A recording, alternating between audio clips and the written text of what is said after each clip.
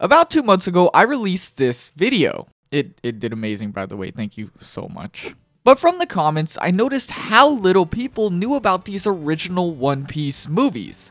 I didn't realize most people had only really heard about Strong World and Up. But in retrospect, this does make a lot of sense. After all, Strong World was the first film Oda was actually involved with. So what's the deal with them? Are they terrible? Are they bad? Could they actually be really good and some hidden gems? Well, I don't actually know myself. I haven't seen them. That's why we're here today. With that, I thought it would be a super fun idea to take a look back at all these old movies, review them, rank them, and most of all, answer the very serious question, are the first One Piece movies worth watching? The plan is to watch movies 1 through 7, skipping over 6 because I already made a video on it. Of course, there's also movies 8 and 9, as they do come before Strong World, but these are recap movies, recaps of Drum Island and Alabasta, and I don't really see a point of watching these. I would need to rewatch the anime for these two, and I honestly don't want to do all that. And plus, I've read the manga and watched the anime multiple times already. There's no reason. As for the movies after that, all the ones Oda actually worked on, Strong World and Up, leave a comment. Let me know if you'd like to see me take a look at those, and you know, it's completely up to y'all. Let me know. But yeah, with that, I don't really have anything else to say other than big spoiler warning for these movies. I'll be talking in great detail about all of them, of course. And so, let's get into the first film. Let's go take a look at One Piece, the movie. One Piece the movie begins with the legend of Woonin, a pirate whose wealth was said to be a mountain of gold, until he disappeared, him and the gold, out of nowhere. He basically has taken Roger's place in the One Piece opening for this movie. And right after that, we finally get to see the crew sailing the seas, currently only consisting of Nami, scouting for Woonin's island, and Luffy, Zoro, and Usopp, all starving. Luffy ate all the food, but I bet you could assume that. There's no Sanji, Chopper, Robin, or anyone else, as this movie takes place right after Syrup Village. With that, the movie kicks off fast. It kinda has to though, because it's only 50 minutes long. A movie, right? And the Mary is raided by these pirates, who after seeing Luffy's devil fruit powers, respond in fear and compare him to El Drago? We don't get time to speculate who this might be though, as he shows up 2 seconds later, powers up like a Dragon Ball character, and fires a Dragon Ball move. It's a rather simple opening. The crew feel just as great as usual, with their first big interaction being over a single piece of rice. It's perfect, not much to say there. But the plot just feels okay at the moment. It's very pirate-like, and I think that's kind of fun. Being all about gold, treasure map, there's not much to say other than it's silly for One Piece. But now, Luffy, Zoro, and a boy the pirates held captive, Tobio, wake up after the attack. The only thing they're thinking about is food. So now they somehow find themselves at an Odin shop, and the owner is revealed to be Tobio's grandfather, Gonzo. And after they all discuss Woonin, his treasure, everything around it, it's time to eat. Meanwhile, Nami sneaks herself onto El Drago's ship to look for Woonin's treasure. And Usopp luckily finds himself on Woonin's island, just to get captured by El Drago's crew. With him being the famous Captain Usopp though, of course he knew Woonin, and knew just where the treasure was hidden. How convenient. So the pirates just force him to show them where it is. Back at the Odin shop, and after eating 685 food items, yes, I counted, Zoro and Luffy of course can't pay for that. And after trying to dine and dash, they are sentenced to labor. Funny enough, of course the place they're gonna work at is Woonin's island, them looking for the gold to make up for the food. So while Usopp is leading El Drago around and Nami is trying to save him, Luffy and Zoro are chained together just running around this island, only remembering the others when the situation reaches its worst, giving us a scene that honestly perfectly describes this movie, as it's the most ridiculous scene ever. Luffy begins this scene with this normal spiel. Pirate King, Woonin must be alive, calls Drago a cat, all before just getting pushed over by Tobio. And what does Tobio think he's going to do? He kinda just ruined any fighting chance he had. If we're being serious though, Luffy and Zoro aren't doing anything either, as Zoro finds a way to pull out his swords, use them, but he just chooses not to cut the chains they're in. And as he finally makes a dash at Drago, Luffy's foot gets caught. And even though we're about 25 minutes in at this point, this is the midpoint of this movie. Not much has even happened, but what we have seen is honestly hilarious. And so the rest of the movie spends its time ready to dive into the Woonin mystery. This begins in an ironic fashion, with the crew realizing why hide treasure on the ground when you can hide it in the sky. And so while climbing, they find Gonzo yet again. But this time, he reveals he was Woonin's childhood friend. And in hopes of finally finding his friend, he's brought his Odin for him to try. Once at the top of the mountain, they find some sort of secret tunnel, with the only assumption possible being that Woonin must be down there. So they descend not. El Drago has returned to torment poor Tobio. This time he takes this a step further. He destroys Gonzo's Odin and causes an even bigger reaction from Tobio, meaning Luffy now needs to step in to give El Drago a real fight. Finally. Well, okay, not yet. Not finally. First, Zoro is forced to fight El Drago's number 1, Golas. And normally Zoro fights would be awesome, but this one isn't. Zoro basically talk no jutsus him and one-shots him. That's the fight. But Luffy's battle more than makes up for it, making me think that they might have just put all the budget into this fight and the shots of Drago going Super Saiyan. Those ones are more important. This battle is really fun though, and you can tell tons of passion was put into making this fight look beautiful.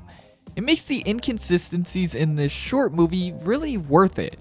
While Drago is probably one of the least terrifying and easiest to forget One Piece villains I've ever seen, he looks like a member of Buggy's crew, I gotta give it to them that they made this grand battle an amazing watch.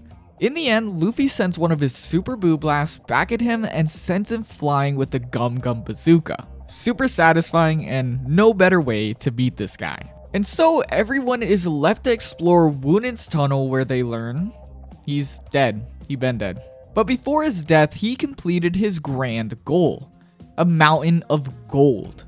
But then he realized it wasn't really the gold he was looking for. It was the adventure that went along with it. And after returning all of the gold, he sealed himself away with this real treasure, his flag from him and Gonzo's childhood. From there, the crew, Tobio, and Gonzo part ways, with Tobio being more inspired than ever to be like his grandpa. And so the crew leave, ready to sail into their next adventure. And well, with that, what would I have to say about One Piece the movie? First, this being a movie is really crazy. It's only 50 minutes long. That whole thing was only 50 minutes. It's basically 2 episodes of filler in a movie theater. Still, I have to say this was a really good start. Obviously, it's not a very serious movie, and because of that, I think it shines really well in every other aspect. The movie is hilarious more than anything, with it feeling honestly very close to a cartoon rather than normal One Piece, even though One Piece is a cartoon.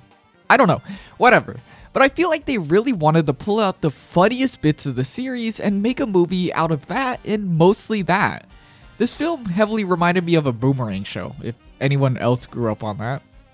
Anyways, this is thanks to Michiru Shimada, the writer of this movie, who at this point had written over a dozen One Piece episodes, and you can really tell. They more than understand the crew, more specifically their personalities, with them acting like themselves and having gags pertaining to their own unique aspects. Usopp leading El Drago around because of his lies, Nami being the navigator but finding a way to burn a map, and scenes like Luffy and Zoro just being stuck together. It makes perfect sense for their dynamic, and I couldn't stop laughing at it. And if you ask me about the movie villains, El Drago and his crew's whole thing is this treasure and literally nothing else.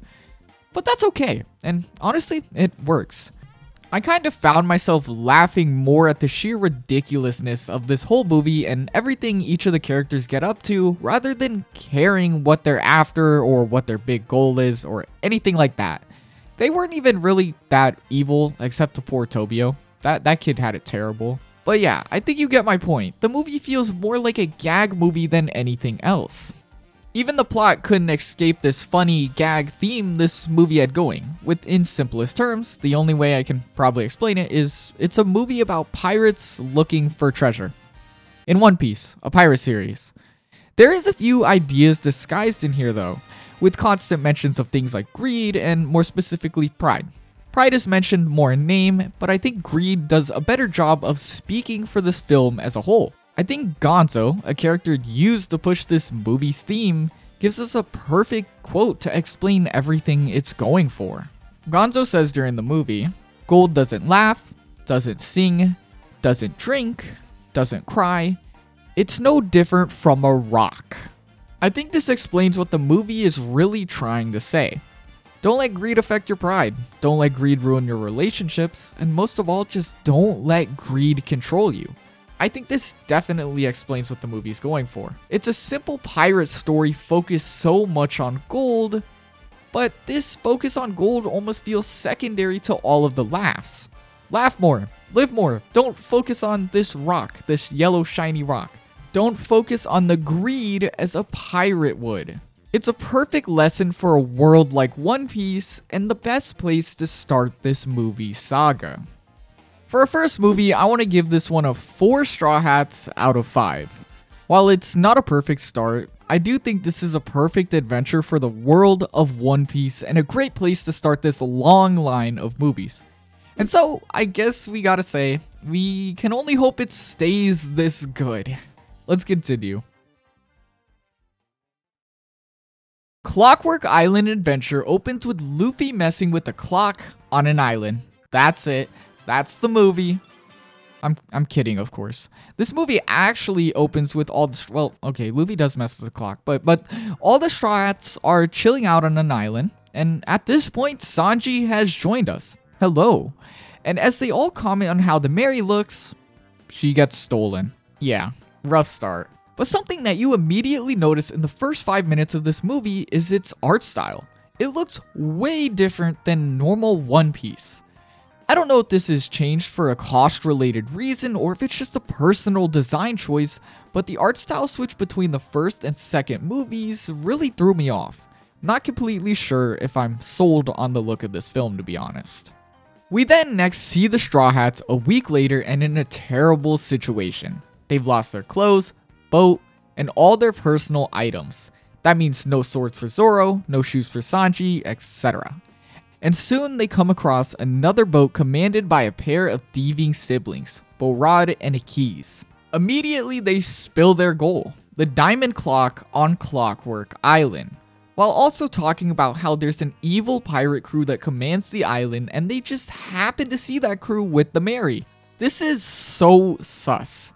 You're trying to tell me that these guys just happened upon Luffy and the crew a week after their boat was stolen, just to say they'd seen it after it was stolen, know who stole it, and know just where it is, right after they say they want to go to that island. Then all of a sudden those pirates mentioned show up out of nowhere and steal Nami. I guess their captain is looking for a bride. That explains why they put Nami in a wedding dress for this movie. This all happens because Akis dropped his music box, or as Borad explains it, the only thing he has. With Luffy having lost his hat, it being on Nami's head when she was taken, it starts to set up a cool, simple side plot between Luffy and Akis about their treasures and their past told without words through the movie. So they head to Clockwork Island, and once there we see our main villain. His big goal? Well, Big Cannon. Big Cannon become Pirate King. Simple, and kinda boring. We also see that Borad was right. The Mary is there, somehow. I don't know how they got a ship up there, and the card pirates are in control of everything. Soon they get new clothes, some of the worst One Piece outfits I've seen, and run into a woman who explains the gist of the island. And it's obvious, she's most definitely Aki's mother. They don't realize that though, and therefore it kinda really isn't important. So they climb up the mountain, and as they begin to climb, battle erupts, with Sanji being the first one taken out. So as the others begin to climb their way up the mountain, now on foot, this marks the midpoint of the movie. This movie is also rather short, just like the last one, being only about 55 minutes long. Just like filler episodes. But here the plot with Luffy and Akis expands, with Akis bragging about being saved by his brother, someone he looks up to a ton, and this reminds Luffy of him and Shanks. And in similar fashion, he tells Akis he can go home. He won't save a weakling, and if he's not weak, then he should fight. I absolutely love this moment, and it by far ended up being my favorite moment from this film. It's another moment where Luffy proves why he's so lovable, with it feeling all the more special because he kinda sees himself in Akis. And so he and Zoro show him why they can count on them, mowing down crowds and crowds of enemies. Meanwhile, Sanji is being crucified? Why? I don't have an answer. Weird choice. And Usopp is left to fight an enemy whose power is farts. I can't believe I had to say that. This is a weird movie. Usopp can't take the stench, loses, leaving the rest of the crew to charge the castle and save everyone. Here everything kinda gets weird. Stuck under a contraption, the group look for a way out. Except Borat is kinda like, not even kinda, he's like, I'm leaving you guys. I'm leaving you here to die, but please protect Akis for me, even though like you guys are gonna die. What?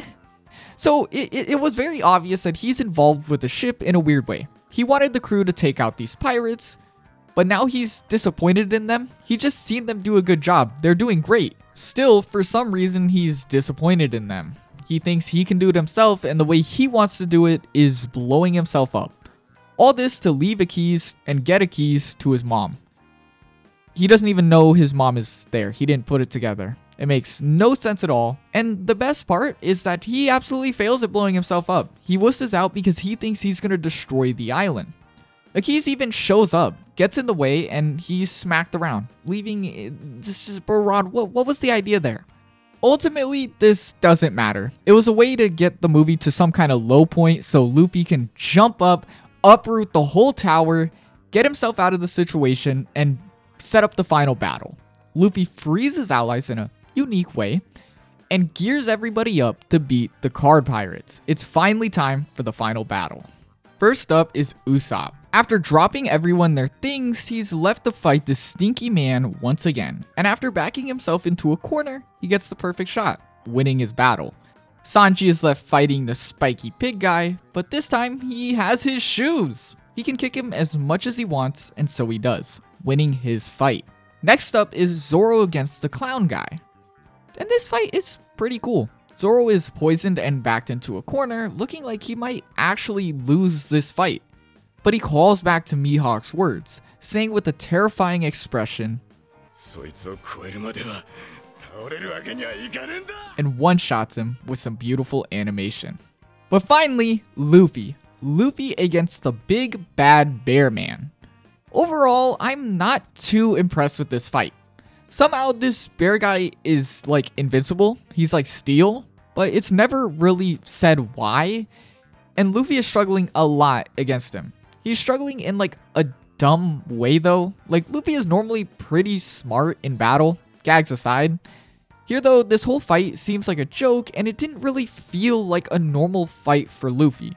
He was struggling, but like struggling in a way that it almost felt like he never was even trying, but he's clearly trying. It's just a weird battle. It looks really good though, and eventually ends up in a well-shot rage moment for Luffy after Akis gets caught in the crossfire. Luffy ends up destroying the castle and sends the cannon back at the bear man, beating him. It's not all over yet though, as since they destroyed the huge clock, the whole island is falling apart. Until the diamond clock turns on because of Akis' music box, also revealing his mother was the scientist ice cream hair lady. But the island starts to fall apart again, and out of nowhere, everybody gets parachutes. Not everybody, everything as well. The ships too. And everything ends up okay. The crew's back together, Akis and his mom, and Borod goes to abandon his quote-unquote brother. But of course, it's gotta be happy ever after, and Akis ends up wanting to sail with him. And so they stay together. with the movie ending with everyone going their separate ways. So yeah, I couldn't take this movie very serious. It's not like the first movie where it felt really funny unserious, but unserious in the way it's just not the best. The whole time I felt like they saw Arlong Park's success and wanted to do another similar plot. They just forgot all the details that made Arlong Park so great along the way. Nami gets taken, and instead of any emotional buildup like before, it's just save her. They also threw her in a wedding dress and gave her Luffy's hat, so I feel like they really wanted shippers to watch this movie. People really liked Luffy and Nami's moment from before, just do it again. Have him save her again. To be fair though, this rescue plot was shoved out in favor of the main plot, which I still didn't love, but it was alright. Just very obvious and random. The plot with the keys was just very obvious, with it being weird the second they all met, to the point where when they met their mother, it all fell into place really easily. And so I pretty much expected everything that happened minus some random details. But even then, it wasn't the most engaging for me. I really liked the similarities in keys to Little Luffy and how that was going, but that was never the biggest focus. It was just beating the card pirates and Borad's plans for the situation. All for Akis to just leave his mom as fast as he found her, going back out to the seas with the brother that just tried to abandon him. The resolution just wasn't satisfying at all. But I guess I can forgive this. I'll forgive it. With the 55-minute runtime, some things are guaranteed to be left out and underexplained and just not flow well together, as there just isn't enough time to do all of that in 55 minutes. Even then though, those weren't my only dislikes for the film. The comedy and the gags felt like they took a step down. From the Joker villain that literally says the same gag every single time he's on screen, it has to be like over 20, to a fart villain. It's just dumb. I didn't really get the sense of funny dumb either, it's just pointless. Even worse, I just watched the first movie like a couple days before this, and I really thought that one was hilarious. I just really got the feeling that this is a complete step down from that. I also need to mention that this was the best-selling One Piece movie until Strong World 10 years later. You're seriously telling me there isn't any better movies after this? Oh god. But whatever, I feel like I've been really negative up to now, so I need to talk some positives. First, the art style. The art style is actually something that redeemed itself for me. While at first I really didn't enjoy it, throughout the movie I liked it more and more. And now looking back at the movie multiple times, writing the script, I've really grown to like it. The beginning of the film just looks a little weird still. Like, it's almost like the colors have a filter on them. I don't know what that's about. It easily could have been the version I watched, but it quickly got better for me, especially at the end. At the end of the film, these fights really look amazing. Every single one of them, even Nami shoving the liquid lady in a jar. I also really like the overall design for this movie, especially the villain cast, as they really did feel like an early One Piece crew. Well, other than the skunk guy. Remove him. Who created you? I'm not trying to say anything. Yeah, I'm really trying to say something. Whoever created you is into some strange things. The rest of them though were really cool, and honestly they really reminded me of Buggy's crew. Clockwork Island is also just a super fun, mystical looking place, like a location I could see Oda actually making. Aki's mom has a funny design. I like the ice cream hair a lot. And overall, the design of the movie feels very in tune with the world of One Piece. It's just like the first film in that way. Still, even with that, I don't think I'd say it's nearly as good nor entertaining as that movie. With everything considered, I probably wouldn't want to watch this movie again. And I don't think I'd recommend it to you. I'm going to give it 2 straw hats out of 5. It's pretty at points, but other than that, I didn't get much out of it. It definitely feels like a style over substance type of situation. The crew is sailing away as usual, but this time, as indicated by the title of the movie, Chopper's Kingdom on the island of Chopper's Kingdom, whatever. Chopper is here. Finally. That means this movie has to be a good one, right? Things go wrong instantly when the Mary is launched by sea volcanoes, causing Chopper to be flung out of the ship and Luffy just barely unable to reach him.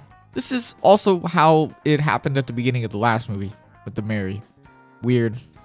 The rest of the crew lands safely to find talking animals? Meanwhile, Chopper just happens to fall into a group of animals discussing a legend where their new king will fall from the sky. Chopper just became a king. Okay. And as he ascends to kinghood, would it be kinghood? I think I wrote the wrong thing. What? Luffy and the crew continue to look for him, eventually encountering more animals that all strangely resemble Pokemon. Avalon rhinos, hoodoo owls, etc. But we don't have enough time to admire the Pokemon influence as evil bulls begin to chase the crew. Horn eaters. They, well, take the animals' horns. They take them to bring them to these group of villains, with the leader looking to find some special horn that'll make him strong or something. In order to tell that a horn is a good horn, how to tell it has this power, he eats them. He just...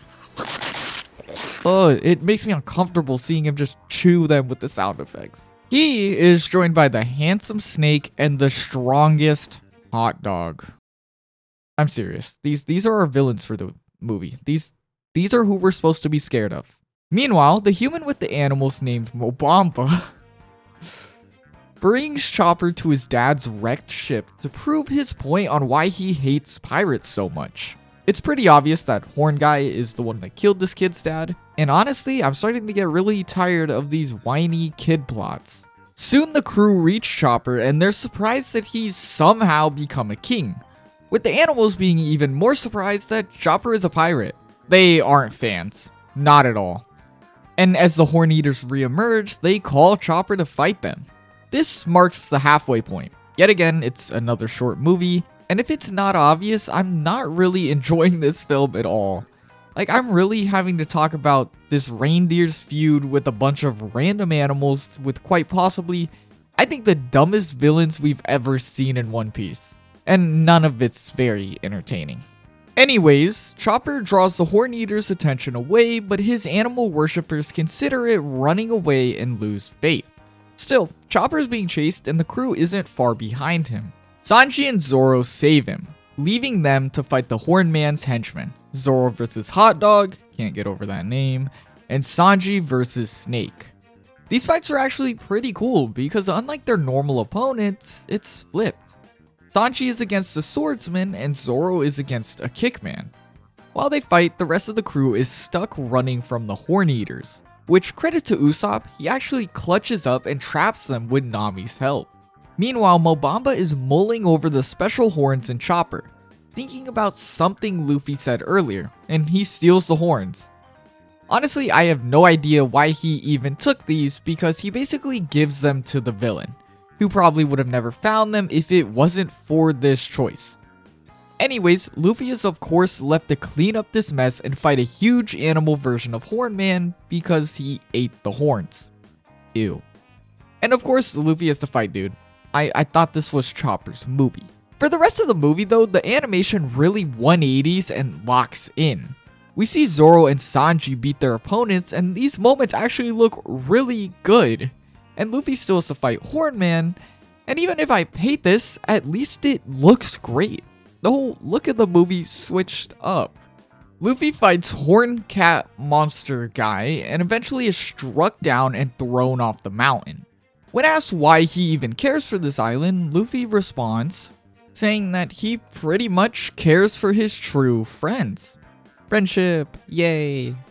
Chopper hearing this and remembering the doctor's words gives him the courage to actually enter battle, his acts motivating Mobamba to do the exact same.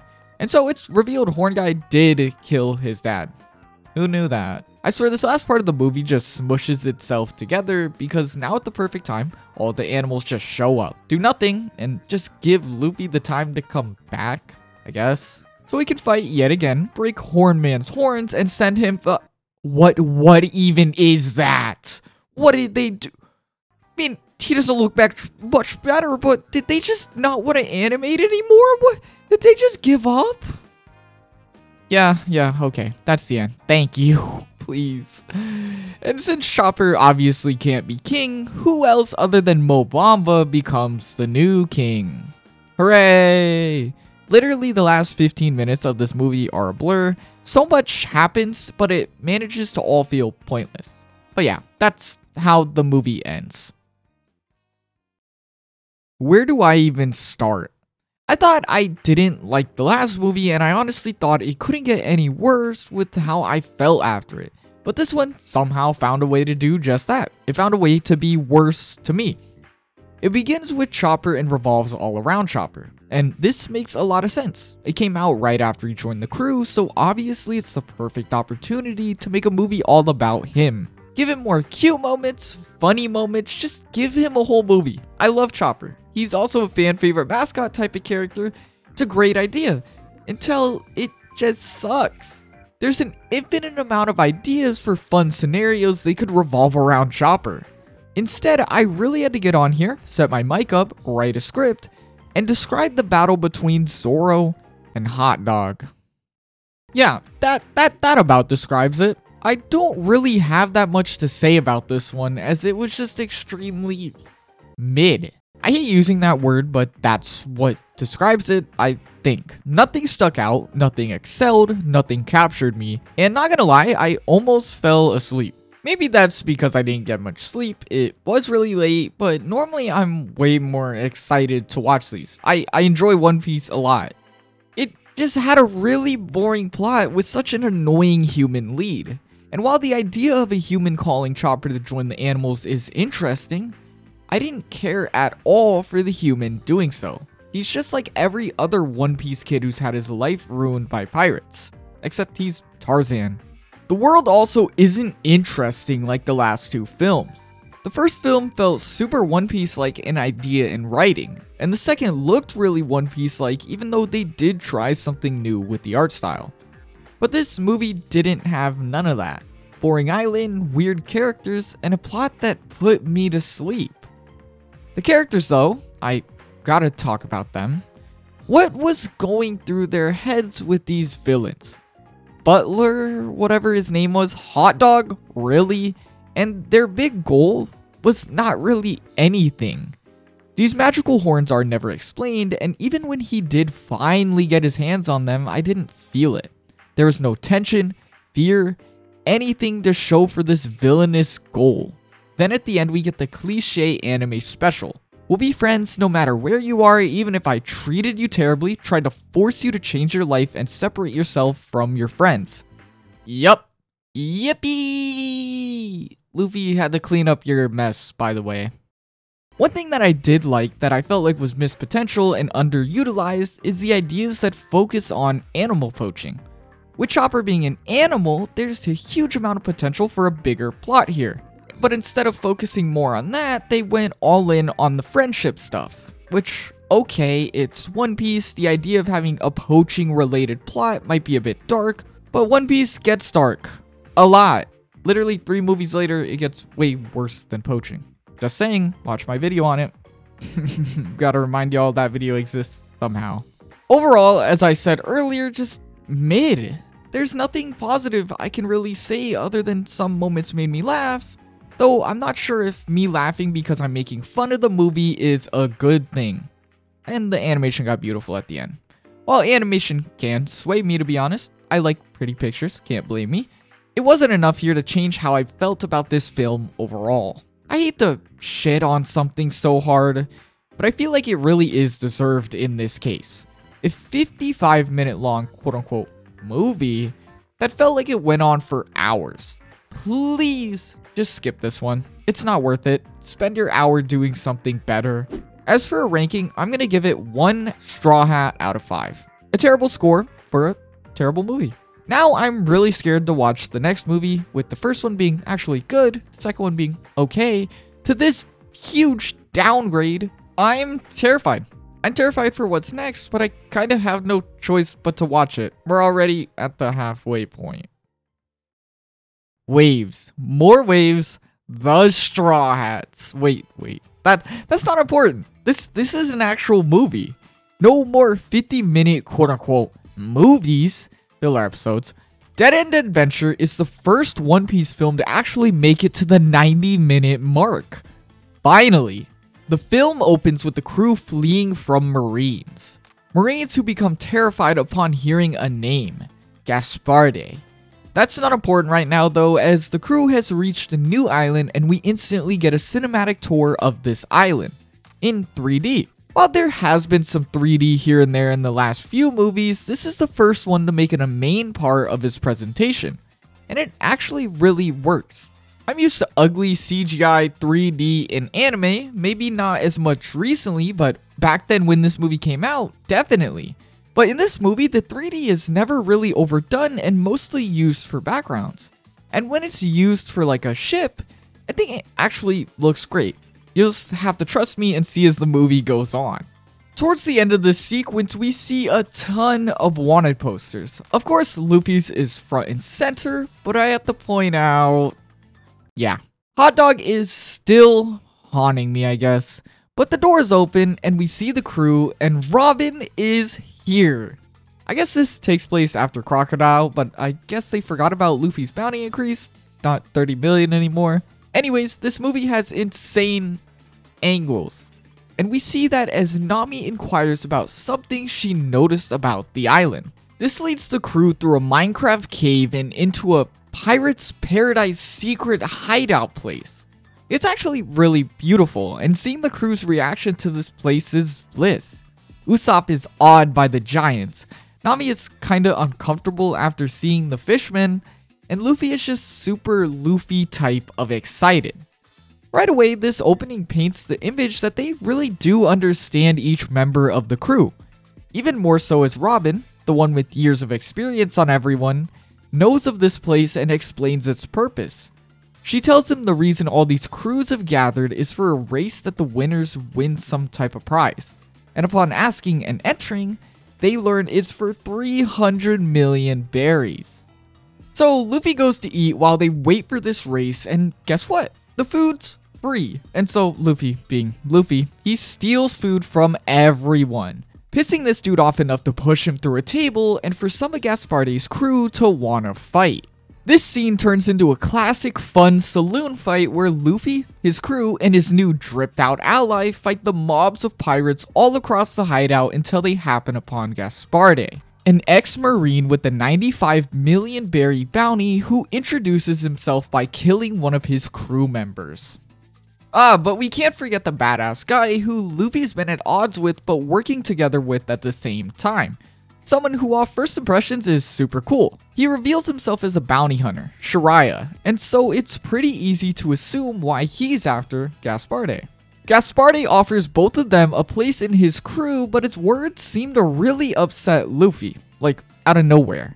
And this is even worse when Gasparde's henchman steps on his hat. Luffy explains the importance of this hat in Shanks, shocking everyone when he reveals this and that he wants to go after the One Piece, saying, if I die fighting for it, then that's that. Ending this scene, which actually a really great scene. Where was this in the last movie? We then cut to a kid crying about his sick grandfather, causing Gasparde to give him a weapon and telling him to claim a pirate's bounty for the medicine. Another crybaby kid. That makes 4 movies in a row, and it was looking so up. Anyways, the next morning the race begins as the crew begin to ascend the mountain. A mountain just like Reverse Mountain. And we get to see this with some absolutely beautiful 3D shots of the Mary. The other crews are climbing the mountain too, and upon seeing Gasparde, Luffy remarks saying that he hates him, which Luffy hating someone just feels really weird. And we also see that Shiraya has joined up with Gasparde, assumedly for his bounty. Eventually the crew find things quieting down, and when Zoro goes to the restroom or something, he finds the kid and almost just slams him through the wall. I don't like that these movies keep adding crybaby characters, but the way the crew approach this situation is kinda interesting, with it basically coming down to Luffy saying, if you're on my ship to do something life or death, stake your life on it, you need to. This causes the kid to kinda just give up and ask for death. And this causes Nami to get really angry, saying if you're still living, you should never talk about dying. This continues after Sanji goes to comfort him. explaining a lot about their own past and that pretty much everything the kids said went directly against everything they've went through. When they have another fight, and after seeing them have so much fun in such a risky situation, the kid is really frustrated, asking yet again why do they act like this? And so Luffy responds the same way he did earlier in the movie. I really like the fact that the crew acts so realistic here. They won't let nobody disrespect anything they've been through. And of course these words are gonna bother them, especially coming from this kid who's got so much life left to live. I like this even more after they learn the race was a sham. Gaspard set it up to lead them to a marine base. And when the kid reveals this, it all kinda clicks. He knew everything they've been telling him, he just needed this resolve. And so they set their sails full speed ahead to Gaspard. Meanwhile on Gaspard's ship, we see Shiraya starting his takedown. But not for the reason we assumed, as it's revealed the ex-marine had destroyed his hometown and killed his sister. Oh, that kid is the sister he thinks is dead. That kind of makes no sense because he looks like he's like 20 and she's like, you know what, maybe I don't like this plot as much as I thought I did.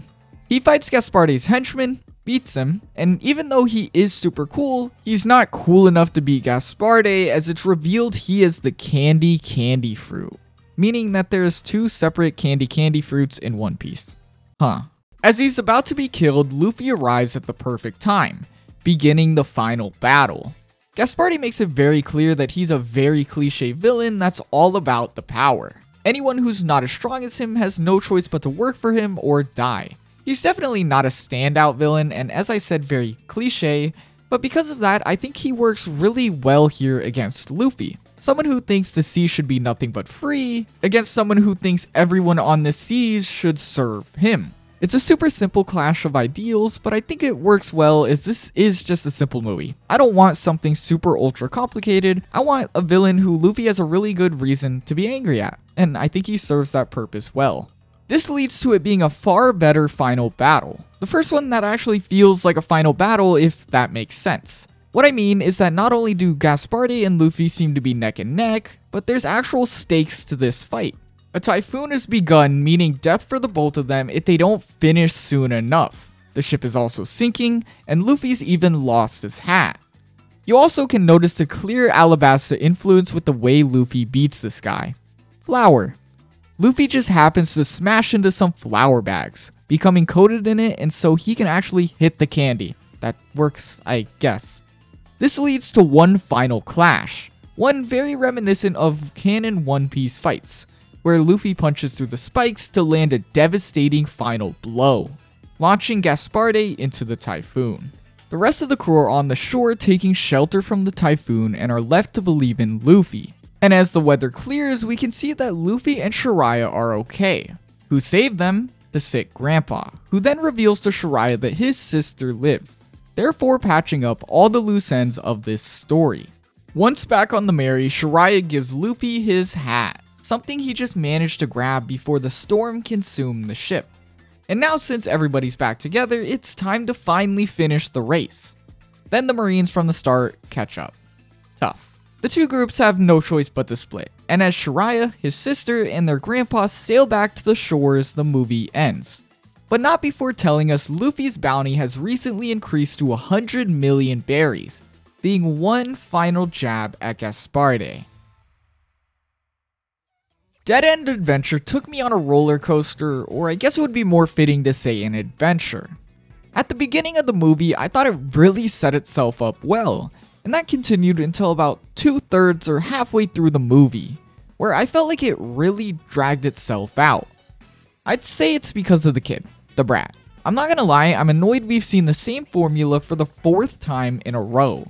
While this film did change it up when it came to how they actually dealt with the kid, it was better, yes, but it wasn't enough to sell me on the idea.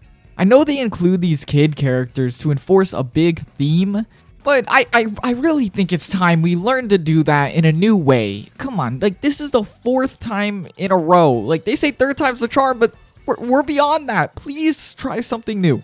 It worked really well in the first one. It was okay in the second one, but it fell apart from there. Let's get a move on. It also didn't help that towards the end of the film, it felt like it all got slower because of this kid. When all you want to see is Luffy fight Gaspard, you get more stuff about the kid and his grandfather, and it really just felt like it was to hit that 90-minute mark. They could have easily set up a revenge plot between Shiraya and Gaspard with Luffy stepping in as the hero. Shiraya was by far the coolest new character here, and I'm sure I'm not the only one who, after that saloon fight, wanted way more of that. He reminded me of Ace too, and I've never met an Ace hater, so I think this would have made the pacing way better, and they wouldn't even need to change all that much to make it possible.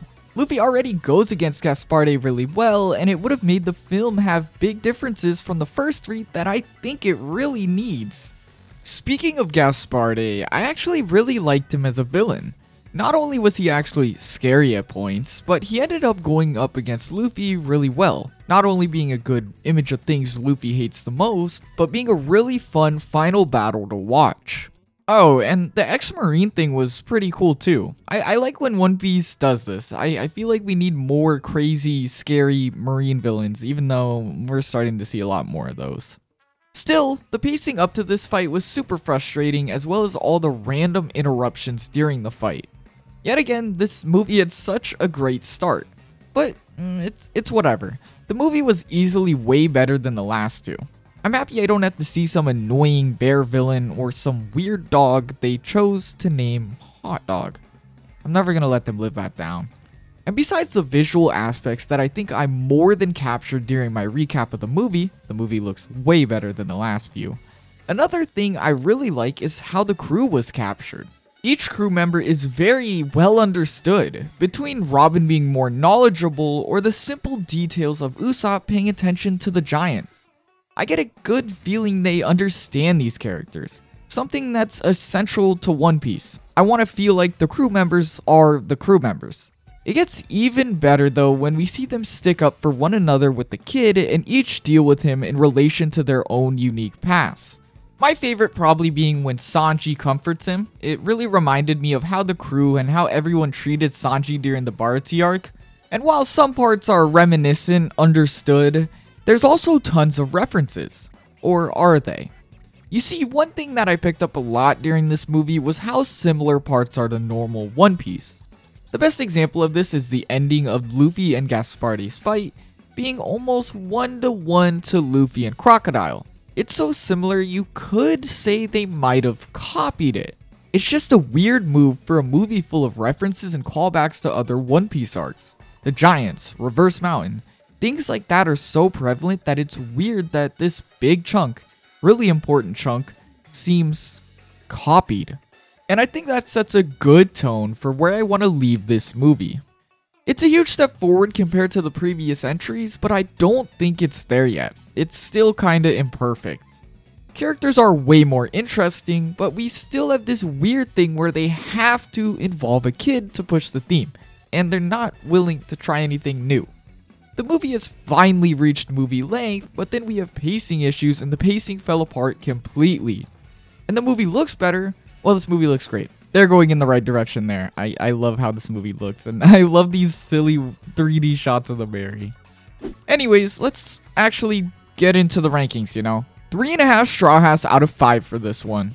While overall, I do think this is the best one so far with everything considered, it's not my favorite. That one still goes to the first one. It's personal preference, but I think that movie just does everything just a bit better. And I do really like the overall message for that one. That one still is the best message. Anyways, again, on to movie 5. One Piece: The Cursed Holy Sword begins with the sight of a village being raided. Said raiders chase these two people into a temple where Saga, that's what the girl calls him, is injured and picks up an eerie glowing sword.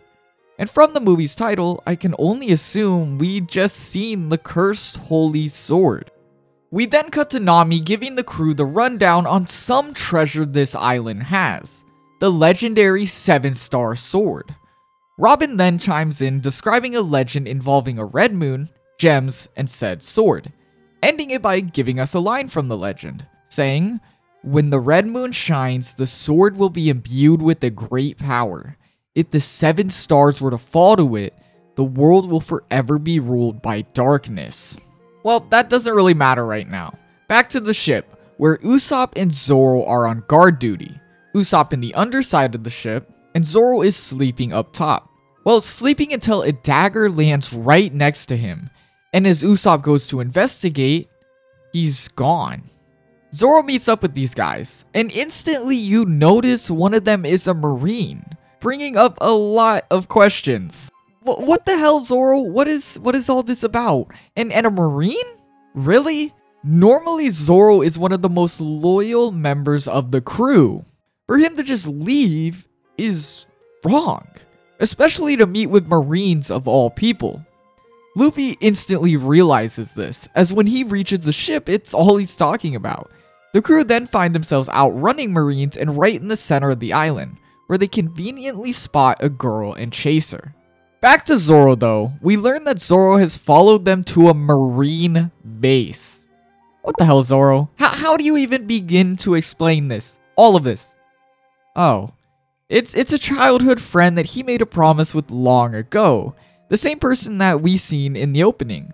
That dagger that he threw at Zoro represents that promise. And for some reason, Zoro really feels like he owes this person something. That's why he came to him. And okay, this actually makes sense. No, it doesn't make sense anymore. What the hell, Zoro? This is not him. This can't be Zoro. Okay, wait. I did skip a bit. It kind of all happened so fast. We need to go back real quick. The Straw Hats follow that girl to her village. Well, Chopper, Nami, Sanji, and Robin do. Usopp and Luffy are lost, goofing off. At her village, they learn her name is Maya and that they're terrified of pirates, confirming this is most definitely that village from the opening.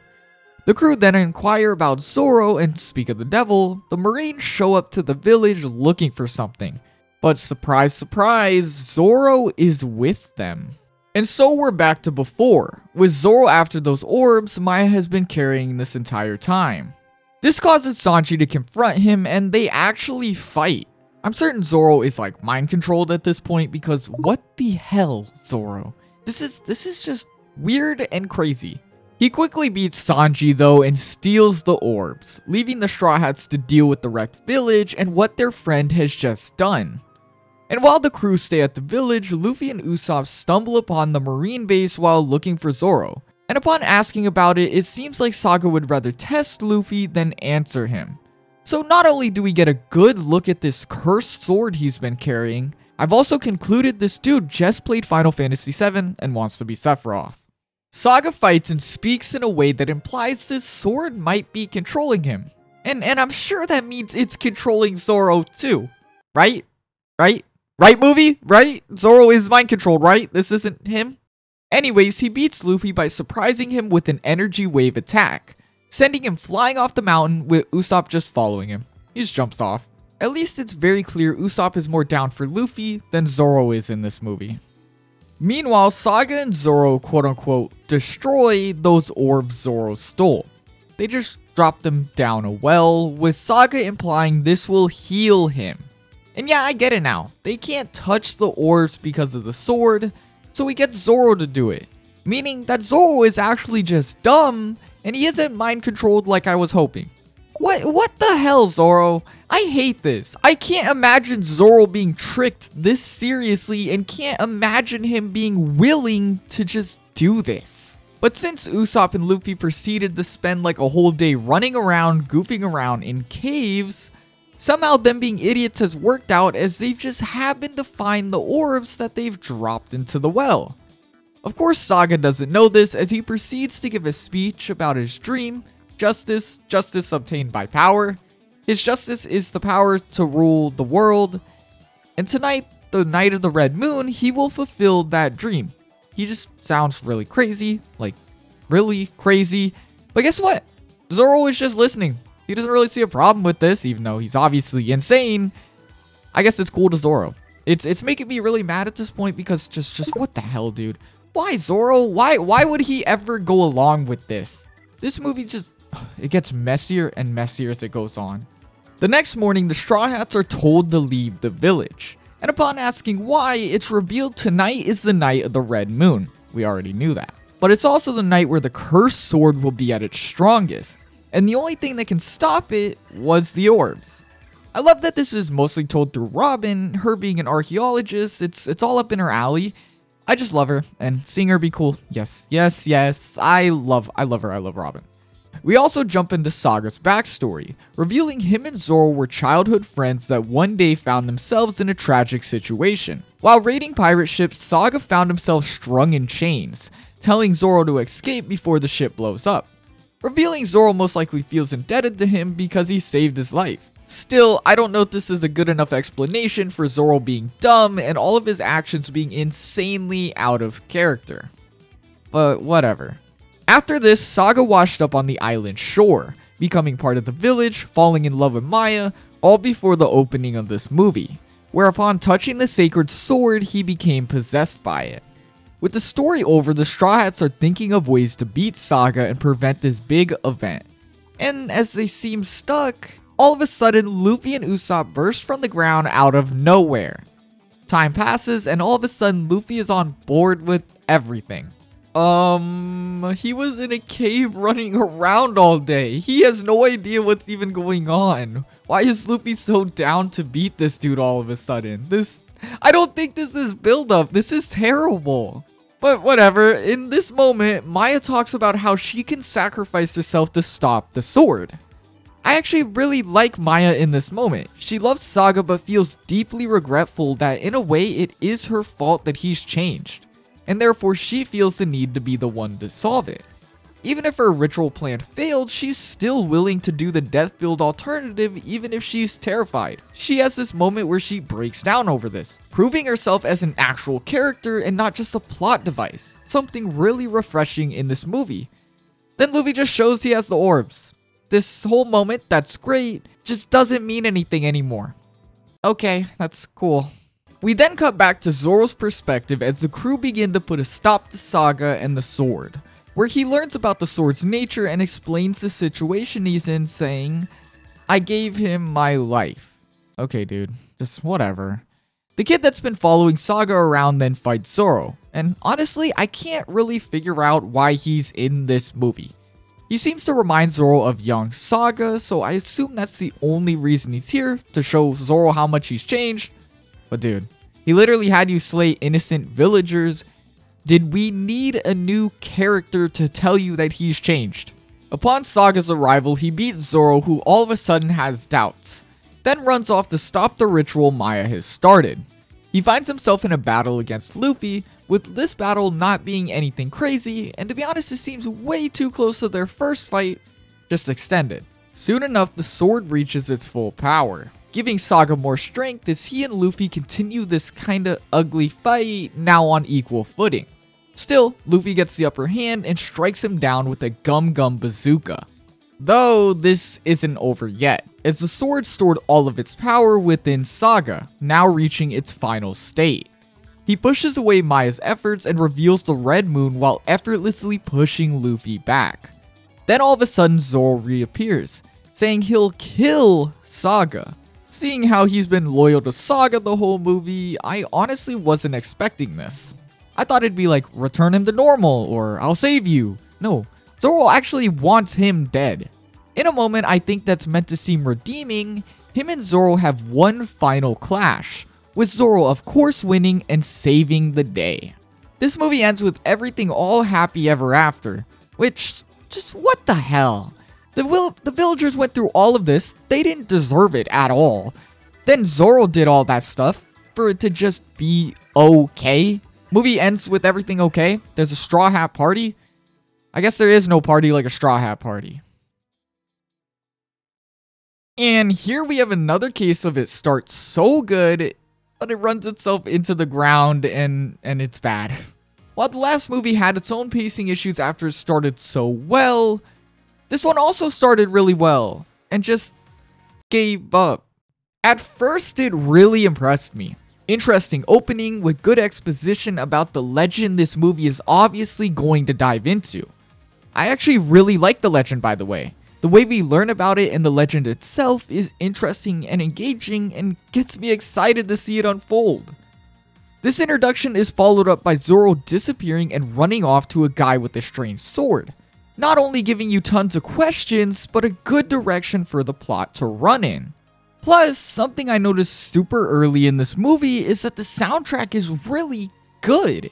This is the only movie so far that I felt like I need to point the music out. And that's a big point to have. Then Zoro proceeds to kill villagers, fight his crew members, say nothing. Oh, and the movie makes it very obvious he's not controlled or anything. They literally say it. This is him. I hate this so much. But I'll be back to Zoro in a minute. After this, the pacing falls apart completely.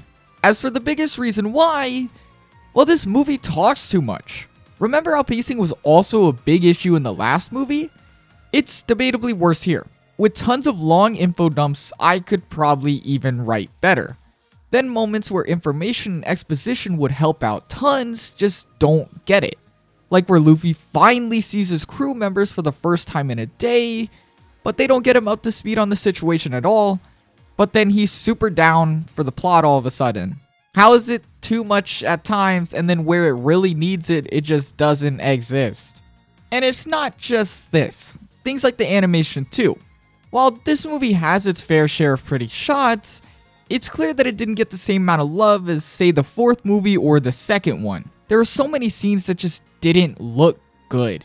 And there are scenes like Luffy and Saga's fight, where I genuinely had to go back to the first one and make sure the second one wasn't copy-pasting it. That's how similar they are. The look of the movie just feels bland, reused, and boring.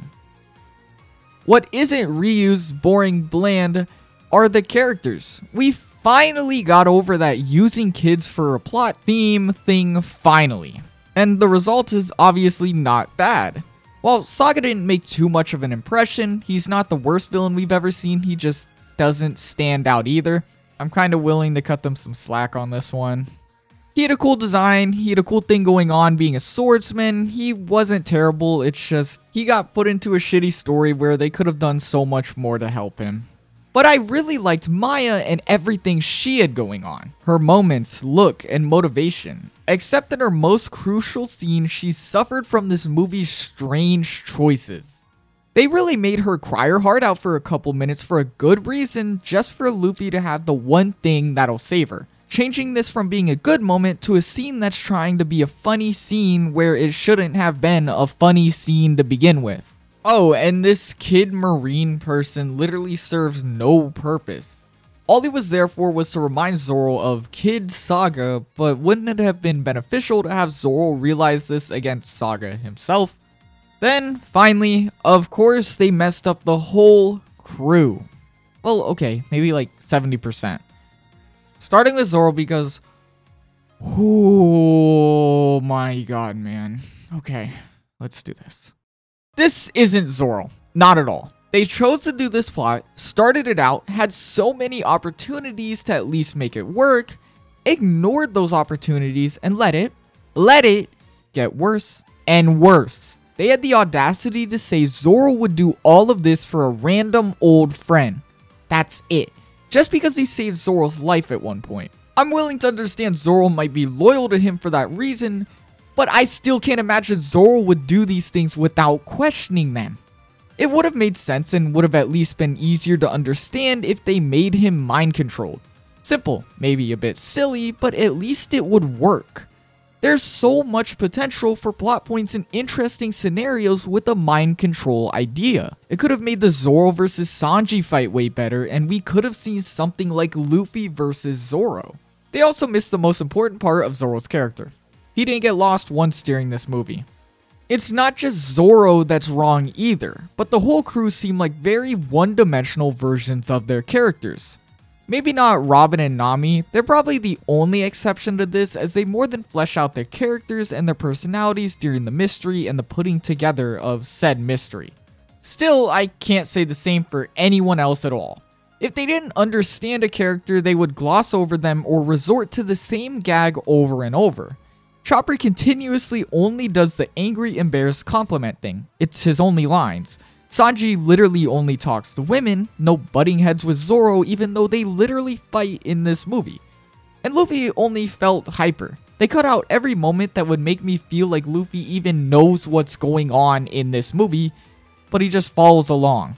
This is by far my biggest issue with this movie, because how are you gonna do a One Piece movie where I'm uncomfortable with the crew? How do you even make the Straw Hats not feel like the Straw Hats? I feel like a kid could understand them better than this movie does. At first, it kind of seemed unsettling with Zoro. Like, maybe it's part of the plot. Maybe this movie's doing some weird mind control thing. But no. I quickly realized this movie is just stupid. The crew are written like the writers have maybe seen 3.5 episodes of One Piece in total. I hate it. I just hate it so much. And I didn't mean to get so serious and specific in this review, but this one really frustrated me. It's like they just didn't even try. This is like the most useless, not needing to exist movie yet. It felt like, let's just get another movie out this year. Doesn't matter who does it, just One Piece. It has to have Luffy in the crew. Okay, dude. Still, I don't think it's my least favorite. That easily goes to the Chopper movie, as I almost went to sleep during it. It's very close though. This movie is terrible and I don't recommend it at all. I'm giving it 1.5 out of 5 Straw Hats. While it fixed some issues I had with the previous movies, they forgot about everything else that a One Piece movie needs. They threw it all away. I really hope the next film, also the final film of today, is better, as it would be crazy to walk away from this video saying that the first One Piece movie is the one I enjoyed the most. And finally, movie 7, the last one. But I wanted to remind y'all, yet again, we skipped 6. I have a whole nother video on that movie. Just wanted to remind y'all because this video is long and we're just skipping it and we're talking about the 7th movie. Anyways, this movie opens with... Okay, what was that? Playback. That is definitely a way to start this movie.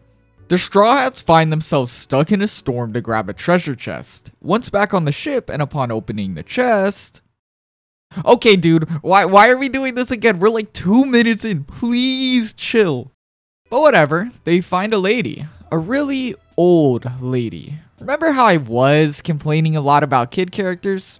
Maybe they took that too seriously. She then tells the crew of her island and a golden crown treasure on the island, promising them this treasure if they take her back. She guides them there not with the log pose, they don't work for some reason, but with the turtle version of a log pose thingy.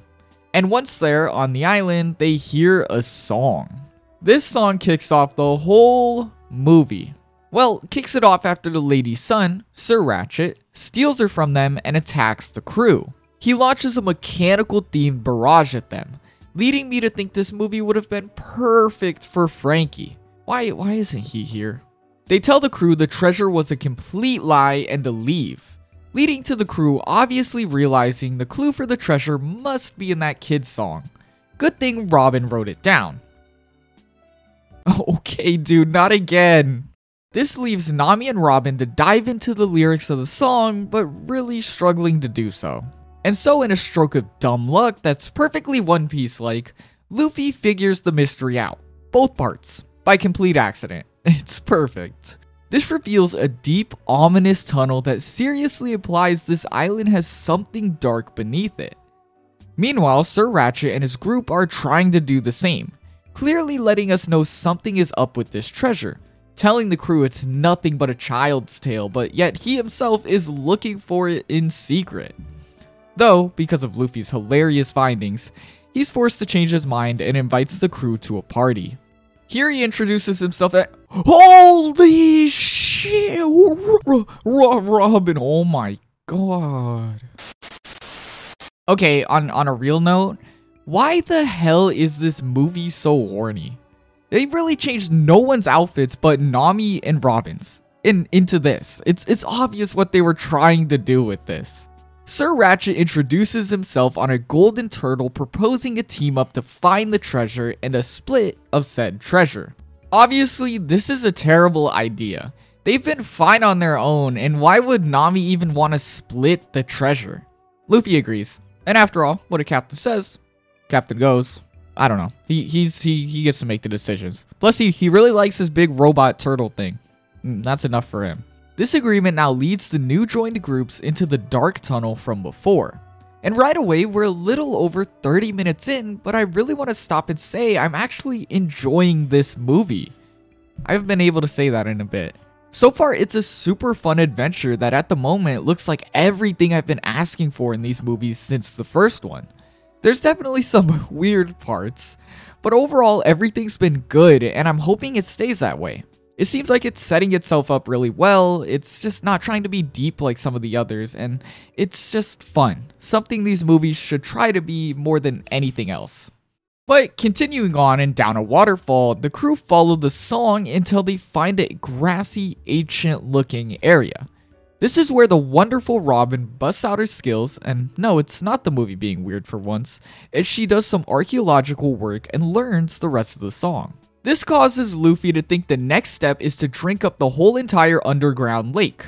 It's not. But this does cause Luffy to become filled up with water and become super bouncy. And upon bouncing on top of a statue, it breaks and comes crumbling down, landing in the lake and draining it. Luffy is stuck in the water, and I really have to point this out because Zoro instantly jumps in to save him, being way more realistic than the last movie. With this, the lake is drained and another part of the song is solved, causing even more ancient ruins to be revealed. And so, while Chopper and Robin go off to investigate their own things, Luffy is now stuck in a wall. They free him, and by now you can see this coming. Luffy accidentally solved yet another step of the song, revealing a spear which Nami uses her thunder tempo to charge. And here, not only do we get to see how beautiful this movie can be, the mysteries finally begin to solve themselves. In a breathtaking sequence, we switch back and forth between Robin learning the true nature of the island to the crew's reactions to the now transforming island, revealing the island is actually a creature, not an island. It's a giant turtle. And dude, this was actually really obvious. I don't know how I didn't see this coming. As Robin figures this all out and reveals the truth about this island, it also becomes clear Sir Ratchet has been tricking the crew. He thanks the Straw Hats for basically completing his goal for him, waking up the turtle. And yeah, it was very obvious these guys were gonna switch on them after they do all the thinking, which is actually really ironic because Luffy is the one who quote-unquote did the thinking. It's funny. We also see why Chopper was distracted the whole movie, something I haven't mentioned but I really like. He was trying to communicate with the turtle and trying to understand her, and from this he learns that she's awoken to have babies. From there, we reach the climax of this movie. Sir Ratchet has transformed the island into a humongous mechanical base, forcing the turtle's movement. Why would he do this? World domination. Which is a perfect villainous goal for a movie that all began from a song that, in Ratchet's words, is a childish tale. It's a childish goal for a childish villain. I kinda love it. And so the Straw Hats walk up and kick open the front door, ready to take down this man-child of a villain and save the turtle. After finding Ratchet's mom in the robot base, they learn he's been long obsessed with this turtle but can't understand why his ancestors protected it. So he wants to use it. It's okay. I could care less for his actual motivations, they kinda suck, but I've already had a hard time not seeing him as like a childish brat. So a childish goal mindset, it really does work. Everyone gets pretty fun fights. Sanji's up against mech armor, which he defeats pretty quickly while giving us a cooking quote. I love when he does that. And look at Robin clapping for him. She's just so cute. Zoro and Nami find themselves on a roller coaster being chased. When Zoro finally jumps out, he one-shots the dude. Why do these films always have him finishing his fights in 30 seconds? But Luffy is fighting his dream battle. A bunch of robots. Sir Ratchet, being this inventor, machinist type of guy, fights Luffy using 3 different robots. This isn't really a hard battle for Luffy at all. He doesn't even break a sweat, I don't think. But it's really a fun one, and honestly, the goofy atmosphere of this fight really fits the movie. After beating the first 2 bots, Ratchet brings out the final robot, which is just barely missing the range to touch Luffy. So Luffy just charges up a good old Gum Gum Bazooka and sends him flying. That's just always so satisfying. It's not all over yet though, as even with Sir Ratchet defeated, the turtle is still hooked up to this huge machine and is heading straight towards an island. This causes the Straw Hats to put together this crazy plan involving a cannonball, kicking it, things like that. They deflect it all around, and Luffy somehow uses the cannonball to spin like a saw, sawing the huge machine base in half. Yeah, somehow the most ridiculous plan worked. Somehow. And the day is saved. The turtle is able to have her babies, everyone's happy they had a great adventure, but to make things even better, the turtle eggs hatch from shells made of gold. Luffy is happy, Nami is rich. This is truly the best ending ever. I feel like I kinda spoke this one into existence. Right before I watched this movie, I finally had finished my writing for the 5th one. I watched it the same night. I ended that by saying I hope this movie stands up to the first one. And I think now that I've watched it, I think I can say it did. This movie was a wonderful experience, with the first thing I need to absolutely mention being that turtle. Seeing Robin slowly work out the mystery of this movie, from the song to studying the hieroglyphs, really led me to thinking this is her movie. She's my favorite Straw Hat, by the way. That's obvious if it wasn't. Robin fans rise up. From there, though, it all comes together. And the result is this beautiful reveal scene. The reveal is the turtle, which is insane in scale, yeah, but it's also an insanely random choice. I kind of interpreted it as like a sea beast, and that made it a lot better. But I just think they did a great job leading up to this turtle through the suspense and hints. Seeing as the first thing we literally hear about this island is that it's tracked using a turtle, not a normal log pose, to things like Sir Ratchet riding around and having all these turtle inventions, it was really obvious. And I still think I should have known the whole time. The whole movie is silly and random like this turtle, and I honestly loved every second of it. For the first time since the first movie, they decided to just keep it simple and create a fun adventure. It's not like the last movie where they try to put together this grand plot that ultimately falls apart because they didn't understand anything in the first place. Or like the third movie where it didn't even know what it's doing. But it's an adventure that understands what it is and isn't trying to do anything more than that. And while some heavier elements might be introduced, like this big island mystery, and this huge turtle and what's being done to it, it never forgets the fact that it's a silly and unserious One Piece adventure. And speaking of silly and unserious, we obviously have to talk about Sir Ratchet, our villain. I think he's perfect for this movie and fits super well. He's a villain you don't take serious one bit, but one you can constantly laugh at. I don't think we've had a great villain at all in these movies, so he really fits what this movie is going for. Not being great, but instead being a laughingstock in easiest terms. This leads to some of my favorite scenes and some of the funniest scenes of the movie, with the Straw Hats and everyone kind of making fun of him for just being childish. Scenes like where he reveals this grand world domination plot and they're all sitting there like, are you 5 years old? Are you a child? This is the silliest goal I've ever heard. It's really funny. The crew match up with this really well with their perfect One Piece nonsense. And I really do have to say, I think this is the best version of the crew we've seen today. Them interacting with this puzzle between the constant puns or the amount of irony with things like Luffy accidentally solving every step is so fun to watch. Then they all get along naturally and actually feel like the crew. Something I've noticed these movies mess up a lot on, and it's really bad when they get it wrong. I think the best part though, my favorite part, is that everyone was involved. It's obvious this movie has some special focus on some of the Straw Hats for sure, but they did a great job of making sure everyone else has a spot in some moments. For example, Zoro doesn't play a huge part in the movie, he's really only here to fight, but they still made sure they had the bits where he got lost.